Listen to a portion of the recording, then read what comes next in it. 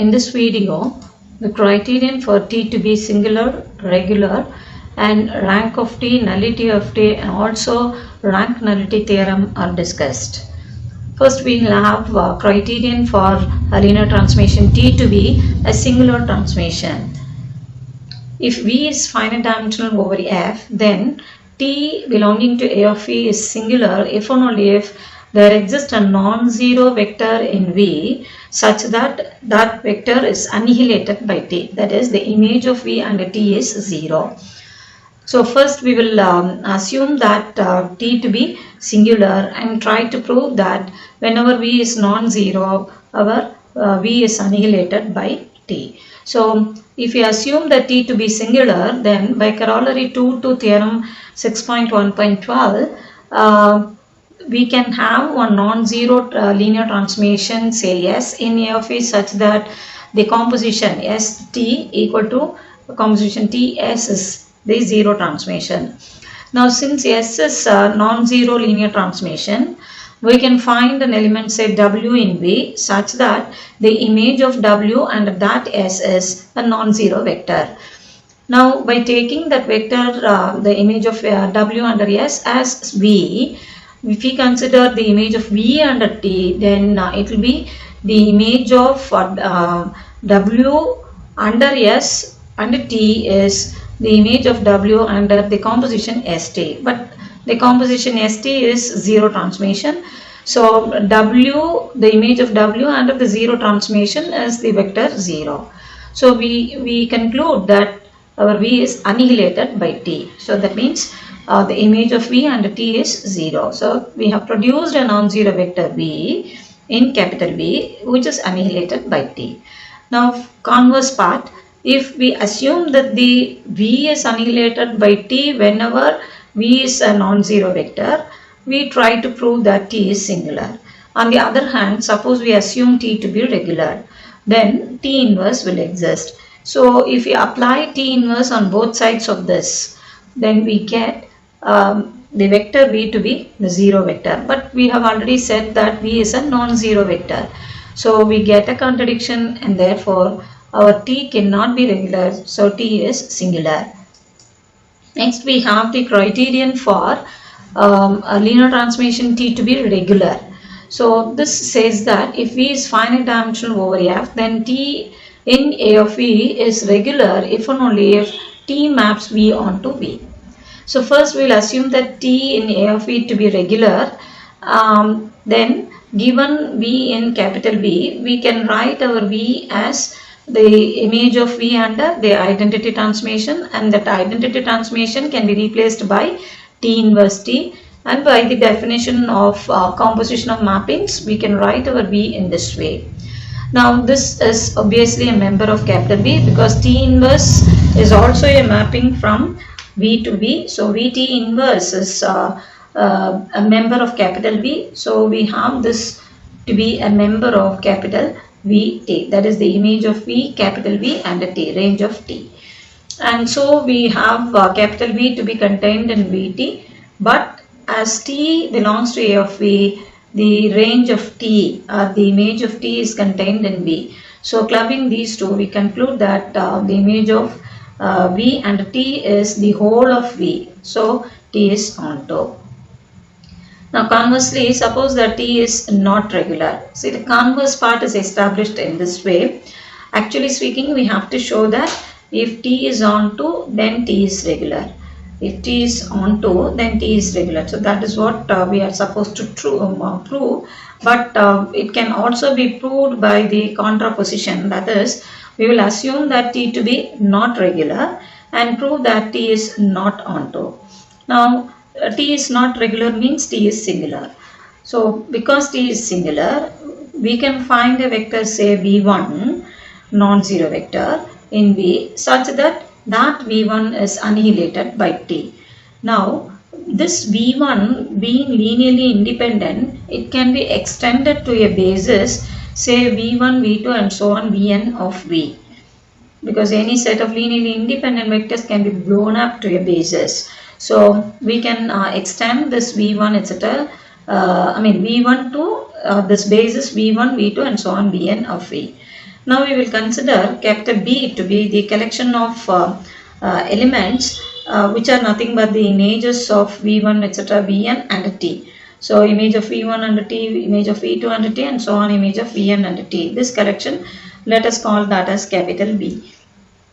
Now B is a subset of Vt, that is the range of T or image of T, and this spans, the elements over here span Vt as V1, V2 and so on, they span our capital V. So because they are basis elements, so they have to span this. So obviously these elements will span our image set Vt. Now since V1t, that is the image of V1 and T is 0, from here it is 0, capital Vt is spanned by only n-1 vectors. So these vectors span Vt, we have said, but of which this is 0. So that means how many elements will remain? n-1 elements will be there. So those elements only will now span our Vt. So, but we know that from a set of vectors spanning a basis can be extracted. We conclude that the dimension of this image set Vt or range of T to be either equal to or it is less than n-1. But it's very obvious that n-1 is a number which is strictly less than n, and n is nothing but the dimension of V, as we have our V1 etc. Vn to form a basis. Here itself we have considered, and at the beginning itself we can have our capital V to be a finite dimensional vector space of dimension n. So dimension of Vt is strictly less than dimension of V. So we cannot have Vt to be the whole of V. This is by a solved problem given in section 4.2. So Vt cannot be equal to the whole of V. So if it is not the case, then T cannot be onto. So we assumed T to be not regular and we have got T to be not onto. Now we have the definition of range of T. That is nothing but, it is denoted in this way. This is known to us already. Image of V and T, capital V and T is all those elements, the image of small v and T, where small v range over capital V. Now from the definition of an onto function, T is onto if and only if the image set is the whole of the codomain, that is Vt equals V. Now we have the definition of rank of T and nullity of T. If V is finite dimensional over F, then rank of T is the dimension of this image set Vt, which is actually a subspace and is denoted as rank of T. So rank of T is, which is denoted as R of T, is dimension of Vt. Now nullity of T is denoted as N of T, and that is nothing but dimension of kernel T.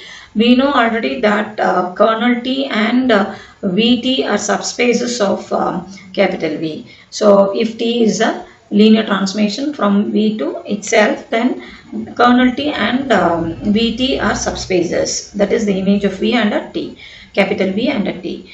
So their dimensions are respectively called as rank of T and nullity of T.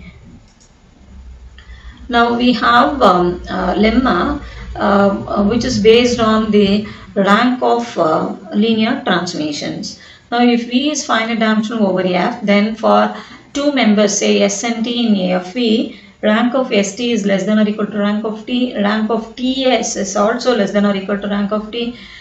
So that we can say that rank of St is less than or equal to minimum of this. And rank of St is same as rank of the composition Ts is equal to rank of T if we have S to be regular in A of V. Now we will assume that V is finite dimensional over F and S and T are members of A of V. It's obvious that the image set of V under S is contained in V. So when we consider the image of V under the composition St, we have that to be the image of capital V under S under T, and that is contained, obviously because this is contained in V, we have this to be true. So when we consider the dimension of this space, which is actually subspace of V, that will be less than or equal to, dimension is a number. So here it's a set, so we have inclusion, and when we talk about the dimension, it's a number, so less than or equal to dimension of Vt. But this is nothing but rank of T, and this is nothing but rank of St. So rank of St is less than or equal to rank of T. So when we consider the second one, we cannot directly, as we proved here, we cannot prove. So we have a different technique. We have, suppose we consider rank of T to be, say, some m. Then Vt has a basis of basis consisting of m elements, say W1, etc., Wm. Now we shall consider X to be any arbitrary element in this collection, that is the image of V under T, whose image under S is considered. Now then, if we consider X to be a member, then obviously it can be written as the image of W under S, where W belongs to this image set Vt. Now that Vt has basis elements W1, etc., Wm. So this W can be uniquely written as the linear combination of those basis elements. Now because S is a homomorphism, we have this step.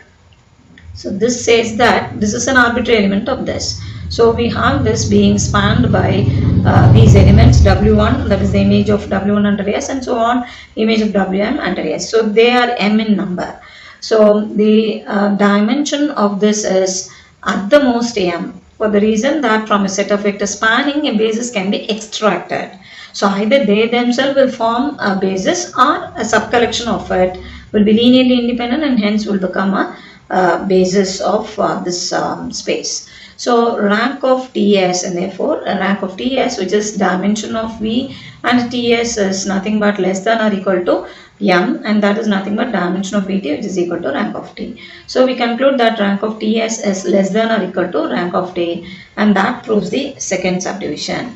So whether I have Ts or St, whatever I have in the first place, I have the rank of this to be less than or equal to the first transformation. So combining 1 and 2, we can conclude that rank of Ts is less than or equal to minimum of these two. So next we have this third subdivision. If S is invertible, then S is regular. So we have the image set of V under S to be the whole of the codomain, namely B. Now from here we get this step, we can operate T on both sides, so we get this. So rank of St therefore is a dimension of Vst, and that is nothing but dimension of Vt, and which is nothing but rank of T. Now since Vt is a subspace of V, we can have the dimension of that to be some finite number. We shall take that as, say, m. And let Vt have W1, etc., Wm as a basis. Now we claim that these the images of these basis elements under S also forms a, it forms a basis of this Vts, for which we have to show that this collection spans the space and they are linearly independent. So spanning part is similar to that of the previous one. So we consider an arbitrary element in this subspace, so that X can be written in this way, and W being a member of Vt can uniquely be written as the linear combination of the basis elements. So we have this step, and because S is a homomorphism, this step comes. So our Vt under S, that is this space, is spanned by W1, the images of W1, etc., Wm under S. So this collection. Now we will prove the linear independence of W1s and so on, Wms. So we consider the linear combination equated to 0. We want to show that each scalar is 0. Now because S is a homomorphism, we have this step, and because S is regular, we can apply T inverse on S inverse actually. We can apply S inverse on both sides, so that we get alpha, we get this step, and because W1, etc., Wm are linearly independent, we have to have alpha I to be 0. So W1s and so on, Wms are linearly independent in V, that is your codomain. So they form a basis of this. So they are m in number. So rank of Ts is equal to dimension of V under Ts, that is the image of V under Ts, and that is nothing but m, but that is already assumed to be dimension of Vt, which is by definition as rank of T. So we have rank of T has to be equal to rank of T. And we have a corollary to this theorem, to this lemma. If T is an A of A and if S is regular, then rank of T is same as rank of ST S inverse. Now by the third subdivision, we have in the above lemma, rank of ST S inverse. We can actually interchange. This is by associativity. It is this step is written, and now they can be interchanged. That is the inference from the previous lemma, the third subdivision. So interchanging the places of these two, this is what we get, and S is regular. So S inverse S is identity transformation. So we have that to be rank of T. So next we have rank nullity theorem. If we have T to be a member of A of V and N of T is the dimension of kernel T, then rank of T plus nullity of T is dimension of V. Now T belongs to A of V and T maps V onto Vt. So that is very obvious, and with kernel T. So if we consider a map between T, see actually T is a mapping from V to V. Now that is not, that's only a homomorphism. Okay, but it need not be onto. But when we restrict the codomain to image set, then all the elements in the image set should have pre-image. So that means that function becomes onto. And kernel of that homomorphism is taken as kernel T. So by first isomorphism theorem, we should have the space, quotient space V mod kernel T to be isomorphic to this subspace Vt. So from here we conclude that dimension of V minus dimension of kernel T is dimension of Vt. But so this in turn implies dimension of V is equal to dimension of Vt plus dimension of kernel T. But this is nothing but rank of T and this is nothing but nullity of T. So we conclude that dimension of V is rank of T plus nullity of T. Now we have an illustration for a rank nullity theorem. Let us have a mapping say T from R3 to R3, which is a vector space over the field of real numbers, be defined by any ordered triplet xyz and T is taken to the ordered triplet x plus z, x plus y, y minus z for all triplet xyz in R3. Now when we have such a mapping, we can easily prove that this T is a linear transformation, and we compute our kernel T. Because it's a homomorphism, we can talk about the kernel. It is all those elements in R3, that is all the triplets xyz, such that the image of this and the T, which is nothing but this, is the additive identity of the codomain, which is the ordered triplet 0, 0, 0. Now we can equate the like components. So first component equated to first component, second to second, third to third. So that finally gives us this collection to be just ordered triplet minus z minus z and z, where z range over the field of real numbers. And when we take this z out, this is what we get. So it tells obviously that our kernel T is spanned by this vector minus 1, 1, 1, and being not equal to 0, it is linearly independent. So it forms a basis of kernel T. The number of elements in the basis being 1, we conclude that dimension of kernel T, which is n of T, to be 1. Now we will compute rank of T, for which image set we have to consider Vt we have to consider, which is by the definition of the transformation T is nothing but the ordered triplet x plus z, x plus y, y minus z, where x, y, z range over capital R.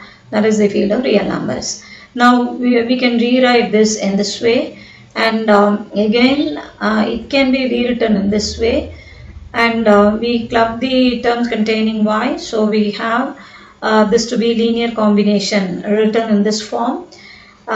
So when we consider the collection B to be the set with these as vectors, the three vectors, we can easily see that this B spans Vt, but B is linearly dependent over R, The reason is when we consider the determinant value of this, we get it as 0. So those three vectors, they are not linearly independent. Now we can easily check that this vector is dependent on the previous two vectors. So by removing this vector from this collection, we get the set consisting of these two. So they are linearly independent, and they also span Vt. So we have our B difference, that is we delete this vector. So this correction, if we call it as say some B prime, then B prime spans Vt and it is linearly independent over R. So dimension of Vt, so because it forms a basis, number of elements being 2, we conclude that dimension of Vt is rank of T, and that is 2. So already rank of T is, already nullity of T is 1, and now that rank of T is 2. So 2 plus 1, and that is obviously dimension of R3, which is 3. So hence the verification of our rank nullity theorem. So with this, the first section in chapter 6, that is 6.1, gets over.